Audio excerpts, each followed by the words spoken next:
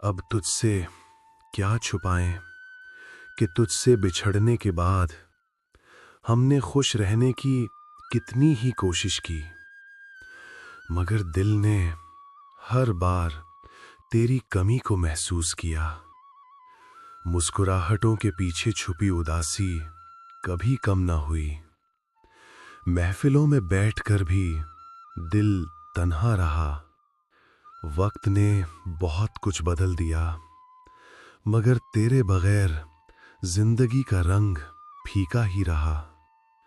हमने खुद को समझाने की हजार कोशिशें की, मगर हर रात दिल ने एक ही सवाल किया, अगर तू साथ होता तो क्या सब कुछ बेहतर ना होता। ये जुदाई अब एक खामोश दुख बन चुकी है, जो सांसों के साथ चलती है और हर खुशी के बीच एक खालीपन छोड़ जाती है।